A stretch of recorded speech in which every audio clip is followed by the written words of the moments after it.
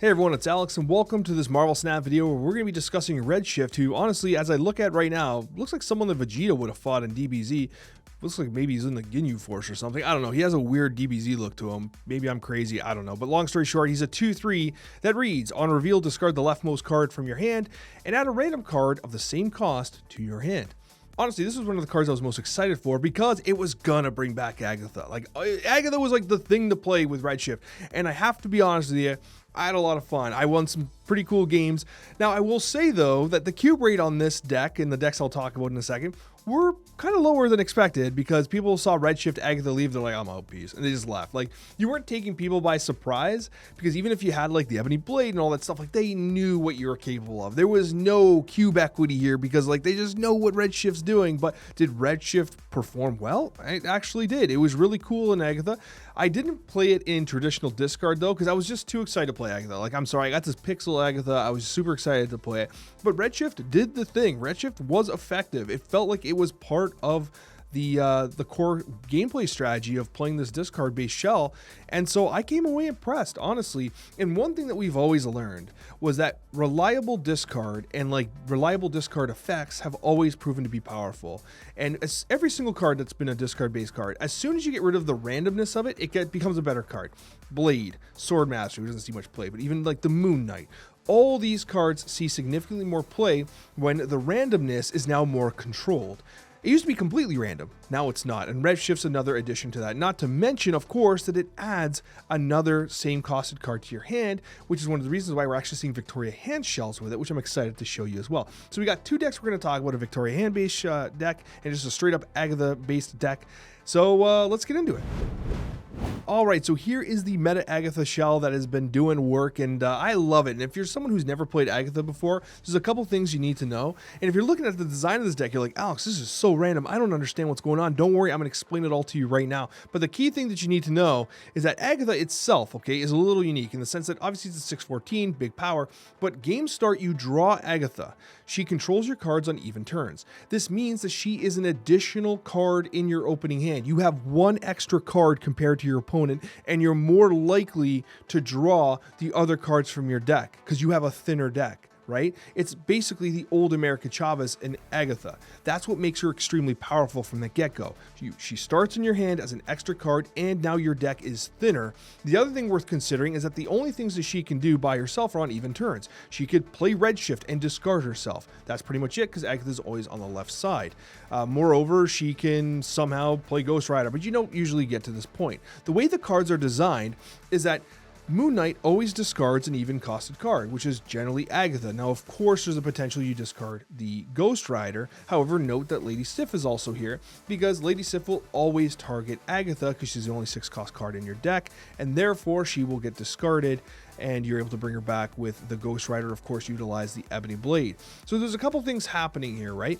The first thing is that you often want to go Black Knight turn 1, you choose that. Agatha REDSHIFTs herself. You get a 14 power Ebony Blade with the Black Knight, and then what you're able to do is then use the Ghost Rider to then bring back Agatha either on turn 6, or of course you can play the Ebony Blade down early. Ebony Blade's usually better to play early because it can't be Shang-Chi'd, although it is susceptible to Shadow King because it can have its power reduced. It can't be destroyed, but it can have its power reduced. You often like playing something like a Black Bolt as pure disruption as well, especially along the lines of Moon Knight. So you can play Moon Knight early, disrupt something from their hand, and then you're able to play the Stature alongside something like the Ebony Blade or Ghost Rider on turn 6. Conversely, you play Black Bolt on turn 5. Turn 6 has Stature and your Ghost Rider, or of course your Ebony Blade. There's a lot of options the way this deck is played, and LDS is fantastic in this shell right now because of the amount of 1-drops being utilized for all this cringe gameplay with the end of turn stuff, right? As long as they don't get too big, right? Some of the sunspots blow up so fast, right? You can't really do much about it. But long story short, really fun deck, and I actually did scam a couple games with Legion too, which is a lot of fun. But the core design of this shell is awesome, and I actually really like the core gameplay.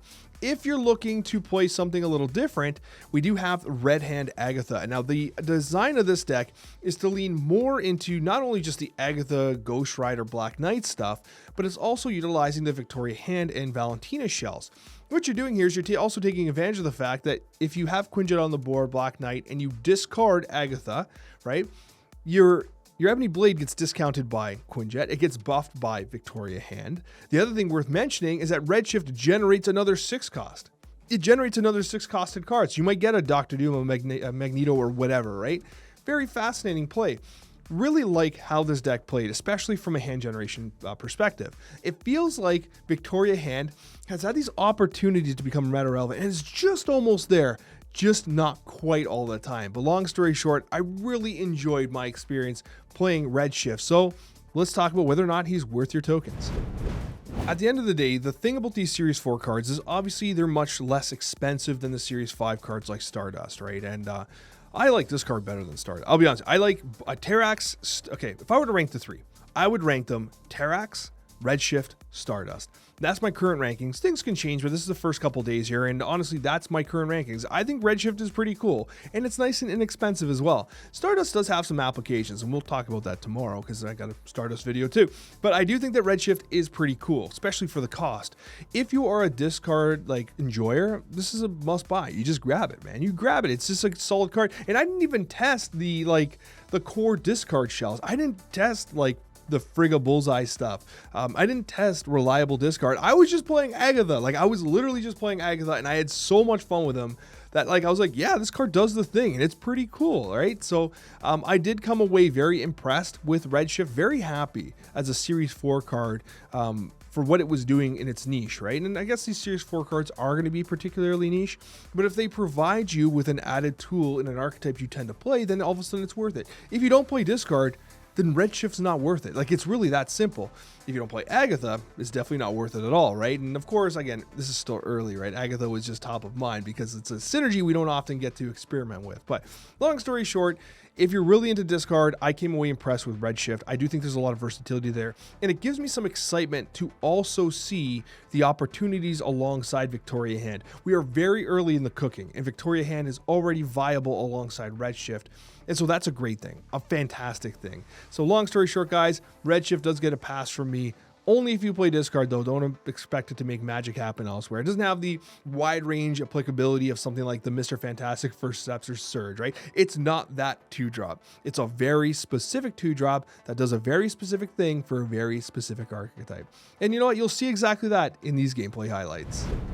Oh, this is beautiful. Look at this. REDSHIFT Black Knight on curve. This is easy. They've now snapped. We're 4 cubes, turn 1. Oh. Things are getting aggressive.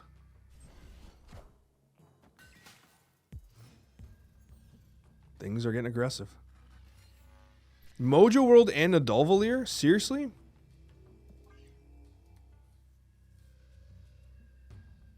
We can go pretty wide, but 2 zoo locations at once? Bruh.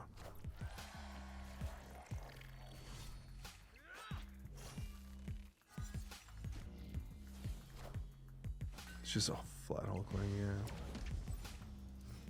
yeah. Mr. Negative. Got some negative gameplay.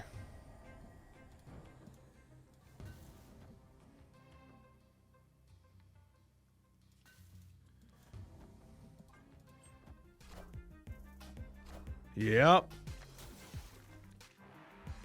LDS, Black Bolt, they all do well here. As does Legion. I think I do this next turn.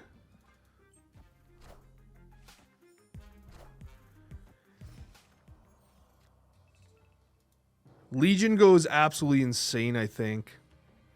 Not this turn, though. Next turn. Legion Stature for 6.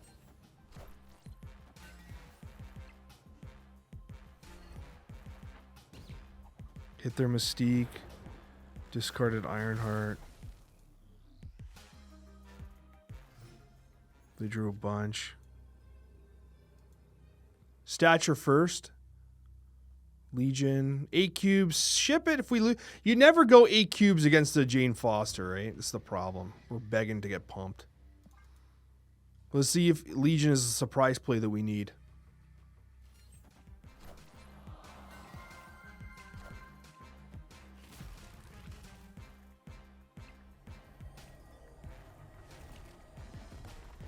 Gore, okay.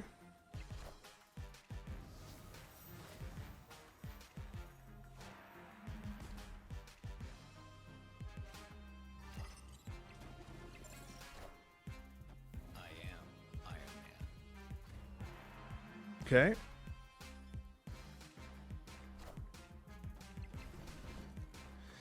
Let's go! We beat a Jane Foster negative on turn 6.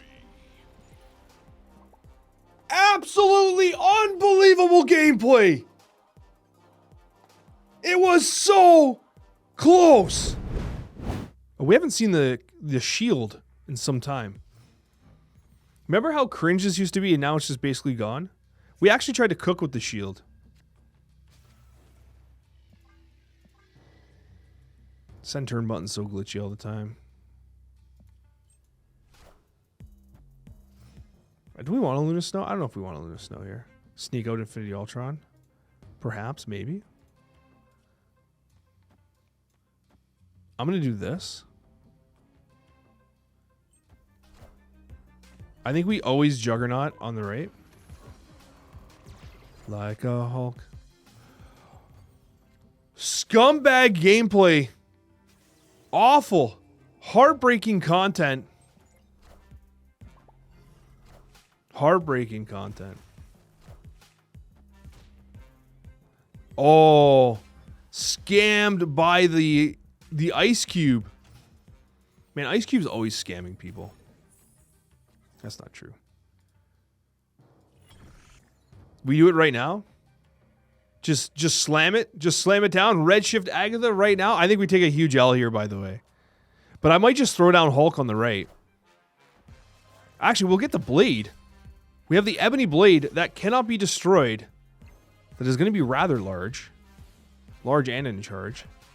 Oh, if we only had space, Isan would have been free real estate. Stardust? Wow, we dodged Stardust gameplay there. All systems go. Oh, we're cooked on the left, though, but... Do they Shongers us, or what? Just a straight-up Shongers clap? This is a lot of power. They can't really... If they have Shongers, they're going to play Shongers. REDSHIFT Agatha, Ebony Blade. The Ebony Blade is just so chonky. I'm actually kind of happy the Ebony Blade's back. Kind of glad it's back, man. It's been pumping, clapping cheeks. And I missed it.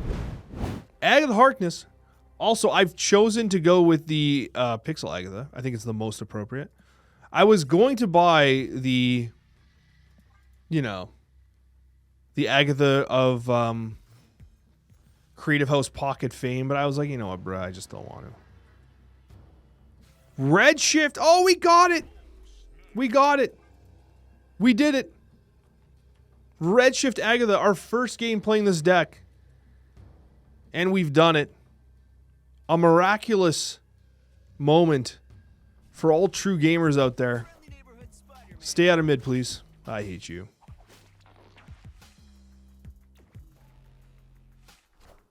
We're going to have to Ghost Rider that. Or LDS it. Clear the way. Bro, did we just get it hella?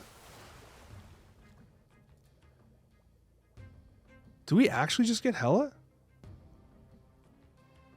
So we don't even need to Ghost Rider it? What if we sift the hella into Ghost Rider hella? Let's get stupid.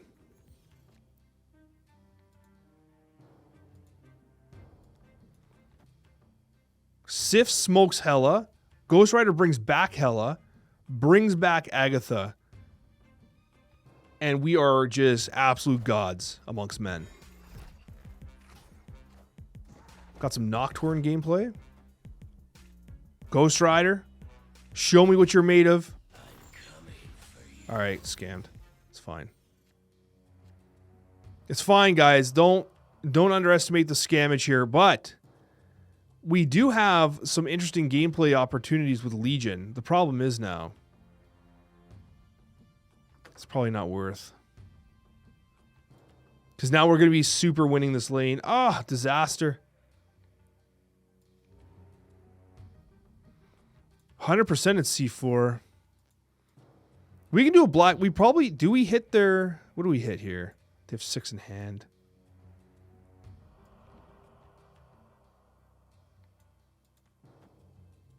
This Black Bull, we hit their Cerebro.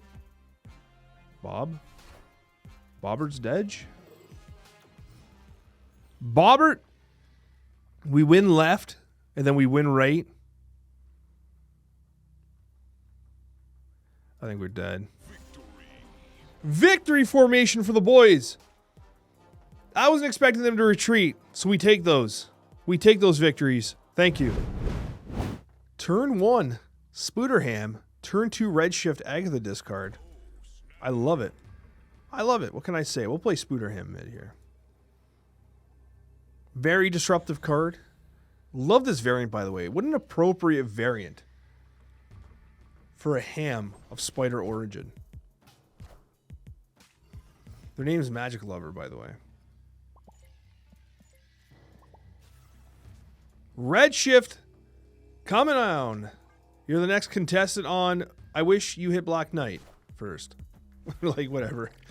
The order of operations there makes me a little sad, but it's okay. Uh-oh. Lady Deathstrike looking saucy right now.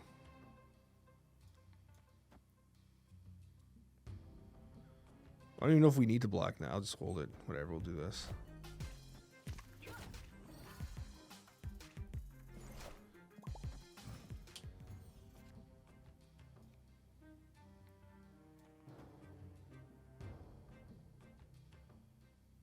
We'll do this. And we pray Lady Deathstrike rips both mid and left.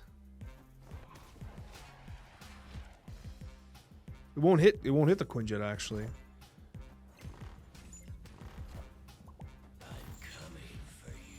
They're taunting me with my own Ghost Rider. Maybe instead Black Bull would have been better. Damn. We pray. I think we're cooked here this game. We might be cooked. We need LDS to go left so bad. Agatha forces Redshift to be played, so I can't control it in that sense.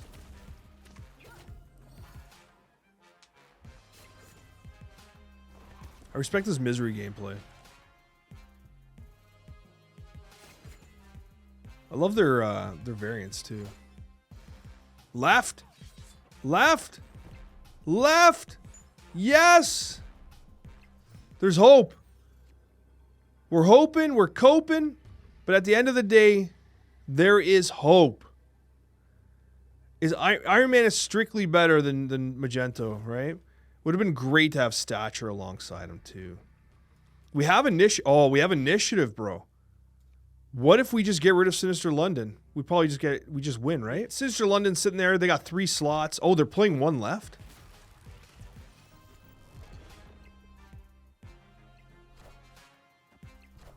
Shadow King's painful. Whoa, Shadow King! Oh my god!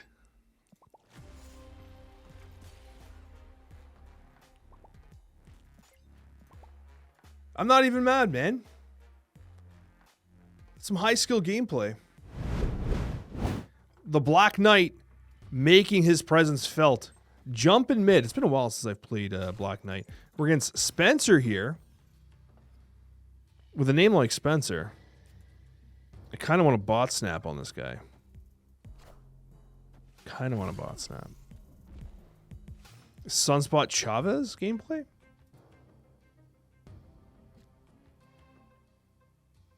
Okay. Let's get it.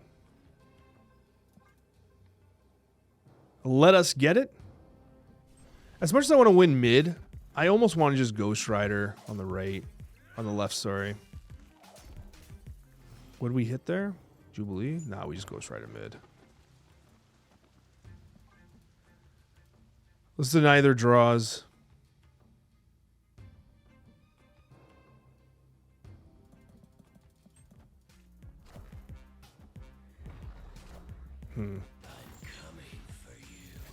I wonder if this is a bot. There's certainly no way that this leech gamer is a bot, right? There's no way. Honestly, this borderline calls for me just doing negative zone because they have almost no large cards on the field of play. It'll be hard for them to compete, especially if they have any blade. We'll do this. It'll be hard for them to deal with our chunks.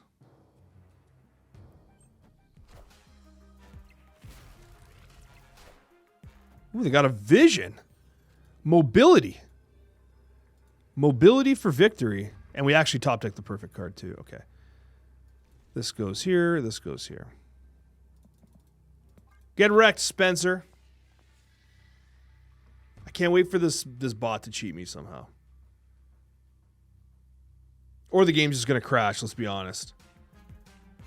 This is Giganto left? It has to be. Doomers? So the 0% win rate gameplay? Nice. Cooking with Agatha, baby. We're cooking with Agatha.